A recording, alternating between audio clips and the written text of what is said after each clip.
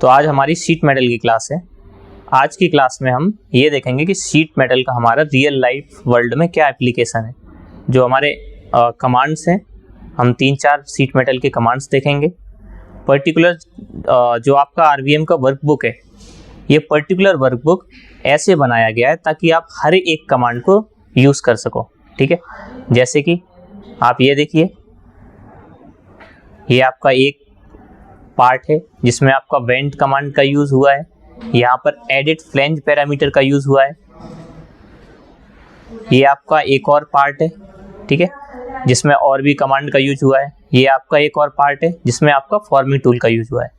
तो ये आपके अलग अलग पार्ट हैं जिनमें मोस्ट ऑफ द कमांड आपके शीट मेटल के कवर किए गए। ओके, हम अभी ये वाला पार्ट बनाएंगे।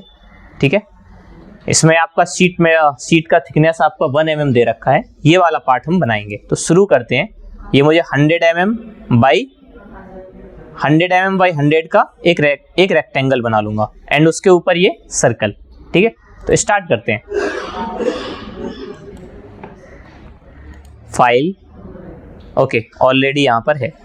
मैंने फ्रंट प्लेन किया, स्केच किया। ये है मेरा शीट मेटल टैब। अगर ये आपके सिस्टम में नहीं आ रहा है तो राइट क्लिक कीजिए, टैब पर जाइए। जो फीचर आपके चेक इन है दैट मीन्स वो आपके यहाँ पर आएंगे। अगर यहाँ पर फीचर चेक इन नहीं है तो वो आपके नहीं आएंगे। क्लियर है? ओके, शीट मेटल पर क्लिक किया। पहले यहाँ पर मैं स्केच बना देता हूँ। एक रेक्टेंगल, एक सर्कल।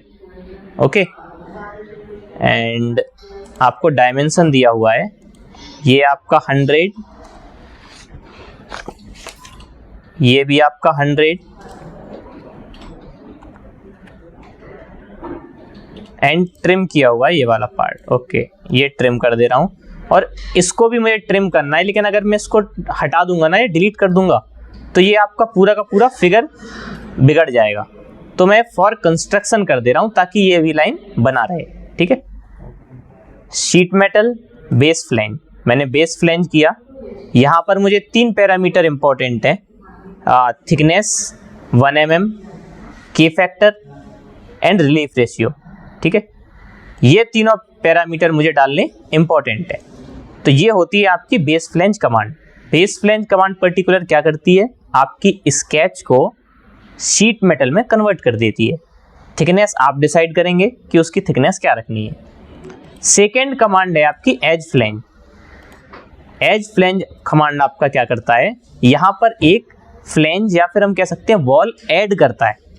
ठीक है, तो यहाँ पर मैंने क्लिक किया। ओके, यहाँ पर एज फ्लेंज में भी काफ़ी सारे पैरामीटर्स होते हैं, जैसे डिग्री। अभी मेरा सीधा है तो मैं 90 डिग्री करूँगा। ये मुझे गिवन है 50। ये है फ्लेंज की लेंथ। ठीक है, यहाँ से पोजीशन कंट्रोल की जाती है फ्लेंज की, कि आपकी फ्लेंज की लेंथ कहाँ से डिसाइड होगी। ओके, ठीक है। इसके बाद आपको यहाँ पर एक कट गिवन है, तो मैं यहाँ पर स्केच करता हूँ एंड यहाँ पर एक सर्कल बना के कट कर देता हूँ। ये मैंने सर्कल बनाया जिसका मेरा रेडियस कितना है 35, यानी कि डाया 70।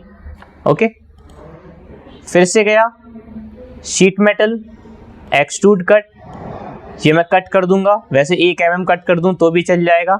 लिंक टू थिकनेस कर दूंगा, तो जितना मेरा थिकनेस होगा उतना ही mm कट होगा। ओके, यहां पर आपको एक हेम गिवन है। हेम का रियल लाइफ में यूज 2-3 जगह होता है। फॉर एन एग्जाम्पल, आपका जो शीट मेटल है ना, अगर आपका 1 mm का शीट है तो आपको वो बहुत शार्प लगेगा। अगर फॉर एन एग्जाम्पल मैं शीट मेटल का पार्ट बना रहा हूँ जो 50 kg का है, ठीक है, और उसके जो जहाँ से उठाएंगे वहाँ पर आपका कॉर्नर क्या है, शार्प है, तो आपका चांसेस क्या होगा, इंजरी का।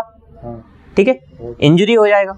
ठीक है, तो इसलिए हम हेम दे देते हैं ताकि यहाँ पर एक रेडियस बन जाए। मैंने यहाँ पर हेम कमांड पर क्लिक किया, यहाँ पर क्लिक किया। ठीक है, हमारी फ्लैट हेम गिवन है, तो मैंने फ्लैट हेम पर क्लिक किया। हेम की मेरी लेंथ गिवन है 20 mm। तो मैंने 20 mm हेम की लेंथ दे दी।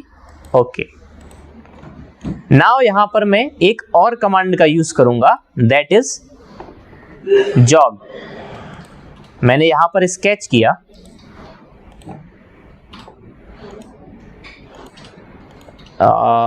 स्लॉट लिया, ये स्लॉट ले लिया मैंने, ठीक है। अब मुझे गिवन क्या है, इस स्लॉट का रेडियस है, ओके वेट, रेडियस है इसका 6 mm, ओके।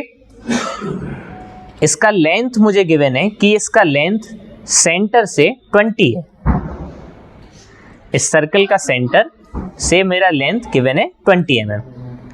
क्योंकि यहाँ पर एक और होल कट है तो यहाँ पर मैं एक और सर्कल बना दूंगा जिसका आपका डायामीटर गिवन है 6 mm। Okay, sheet metal base flange, again base flange हम यूज करते हैं ताकि हम शीट मेटल में स्केच को कन्वर्ट कर सकें। तो ये आपकी शीट मेटल में कन्वर्ट हो गई। अब आपका जॉग कमांड की एक डिसएडवांटेज है कि जॉग कमांड आपका सर्कुलर पैटर्न नहीं होता, ये आपका particular tab command circular pattern हो जाएगा, जॉग कमांड सर्कुलर पैटर्न नहीं होगा। मैं स्केच करता हूं, ये देखो मैंने यहां पर एक लाइन क्रिएट किया, ये लाइन क्रिएट किया एंड इसको डायमेंशन दी, सॉरी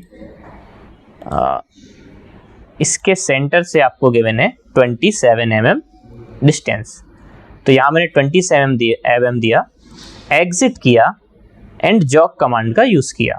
जॉग मेरा फिक्स फेस ये है एंड मुझे हाइट गिवन है 10 mm डायग्राम में।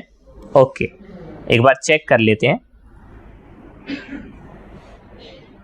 ओके, ये देखिए हेम की लेंथ कितनी गिवन है मुझे 20, हमने 20 दी थी। फ्लैंज का लेंथ कितना गिवन है 50, हमने 50 दिया था। ये कितना गिवन है 10, हमने 10 हाइट दिया। मतलब अभी सब ओके है, यहाँ से 20 एंड 27 ये दोनों डिस्टेंस हैं, 6 mm का होल है, मतलब अभी तक हमारे सारे पैरामीटर्स सही है। ओके, इसके बाद मुझे पैटर्न करना है जॉग को और टैब को, तो मैंने पैटर्न किया, फीचर पर गया, ओके सॉरी फीचर पर गया, सर्कुलर पैटर्न, ठीक है, टैब और जॉग। देखो enable to pattern the selected feature jog 5, मतलब इसको मैं पैटर्न नहीं कर पाऊंगा, ये सिस्टम बोल रहा है। टैब को कर देगा, टैब सिलेक्टेड है, डायरेक्शन दूंगा एंड नंबर्स दूंगा, तो देखो टैब को इसने पैटर्न कर दिया, हो गया। लेकिन जॉग को मुझे बारी बारी ही यूज करना पड़ेगा। मैंने अगेन यहाँ पर स्केच किया, यहाँ पर एक लाइन बनाई, स्मार्ट डायमेंशन, यहाँ से लेके यहाँ तक आपको गिवन है 27 mm, ठीक है। एग्जिट किया एंड अगेन जॉग ऑलरेडी आ गया हमारा, फिक्स फेस मैंने ये दिया, ओके। इसका भी हाइट 10 mm है, ओके है मेरा।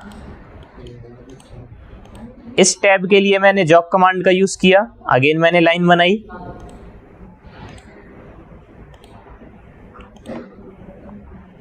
लेंथ गिवन किया अगेन 27, एग्जिट, फिक्स फेस मैंने ये वाला लिया एंड ओके। तो ये भी आपका जॉग हो गया। लास्ट आपका ये है, अगेन मैंने स्केच बनाया, एक लाइन गिवन किया, स्मार्ट डायमेंशन, यहां से लेके यहां तक मैंने 27 दे दिया, एग्जिट, फिक्स फेस बताया एंड यहां पर भी आपका जॉग कमांड यूज हो गया, ओके। तो आपके पूरा का पूरा ये रेडी हो गया, ठीक है। अब एक्चुअल में क्या करते हैं, जब आपका शीट मेटल का पार्ट रेडी भी हो जाता है ना, मैं इसको सेव कर लेता हूं पार्ट 3 के नाम से, एंटर, पार्ट 3 के नाम से मैंने इसको सेव कर लिया। एक्चुअल में ये फाइल आपकी ऐसी नहीं जाती, लेजर कटिंग के लिए आपकी DXF फाइल कट होने के लिए जाती है।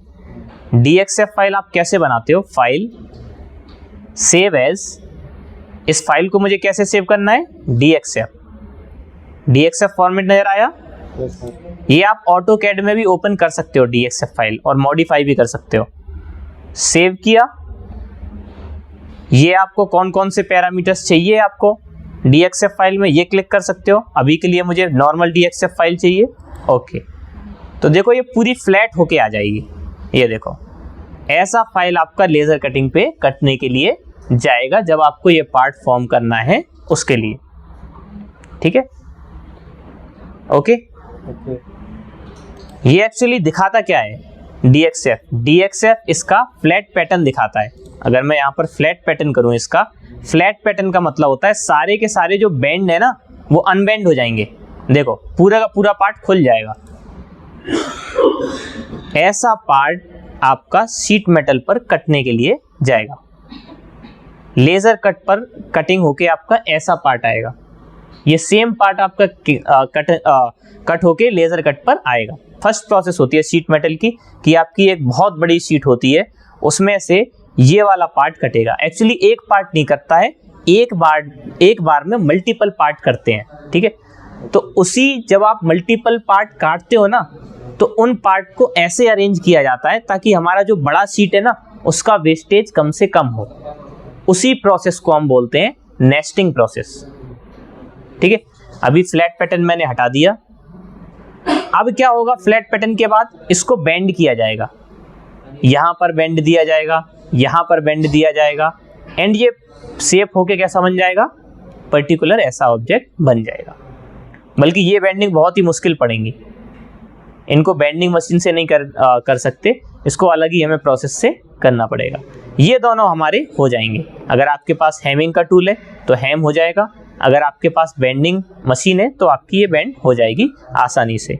ये जो बहुत छोटी बेंडिंग होती है ना, जो बहुत ज़्यादा कम एरिया में होती हैं, इनका होना बड़ा मुश्किल होता है। इनके लिए पार्ट को हो सकता है आपको पार्ट अलग से बना के वेल्ड करना पड़े। ये हो सकता है कि आपका ये पार्ट है ना जो यहाँ वाला, ये पार्ट अलग कट होके आए, फिर इस पार्ट को बेंड किया जाए, फिर जब इतना पार्ट छोटा सा बन गया उसको इससे वेल्ड किया जाए, अगर प्रोसेस आपकी पॉसिबल नहीं है तो। ठीक है, ऐसे हम किसी शीट मेटल का पार्ट बनाते हैं। अभी हम देखेंगे एरिया में जाके कि आपके कैसे, देखो ये सेम चीज़ यूज़ हुई है। आपका हैमिंग का यूज़ होता है, आपका एज फ्लेंज का यूज़ होता है। मोस्टली आपके शीट मेटल में एज फ्लेंज, मिल्टर फ्लेंज, ये तो आपके यूज़ होते ही रहते हैं। ठीक है, किसी और क्लास में हम और भी कमांड्स कवर करेंगे। ओके।